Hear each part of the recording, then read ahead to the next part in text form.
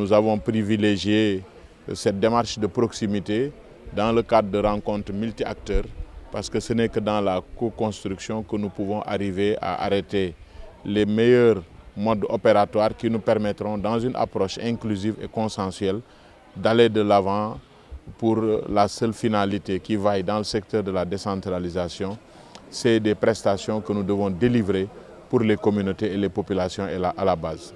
La fonction publique, elle est déjà effective parce que c'est une loi qui a été locale depuis 2011. Maintenant, c'est pourquoi on parle d'implémentation, de consolidation, parce qu'effectivement, d'un point de vue de l'approche et de la perception,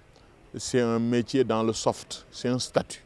C'est un statut qui est conféré aux agents dans des conditions d'accès, d'exercice, mais également de sortie quand l'agent arrive à la retraite.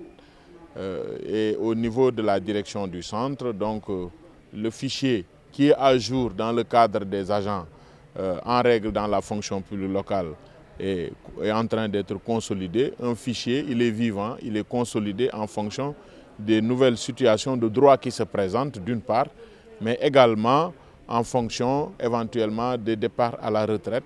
Et dans ce cadre-là, au niveau du transfert, par exemple, des droits à la retraite, il y a une commission au niveau de la direction de la pension qui a été mise en place pour organiser le transfert des droits de l'IPRES au Fonds national de retraite. Donc c'est des exemples comme ça que nous partageons avec les acteurs pour montrer que la machine est en marche et il faudrait qu'il y ait beaucoup de sensibilisation, de partage pour que tout le monde soit au même niveau d'information. Mais ce que je retiens aujourd'hui dans cet atelier, c'est que les acteurs sont revenus sur l'importance de la formation et du renforcement de capacités, qui est un facteur déterminant qui pourra permettre, en tout cas à côté des autres facteurs de réussite d'une bonne gestion, le facteur ressources humaines a été aujourd'hui adressé comme étant un des facteurs prioritaires dans la zone sud.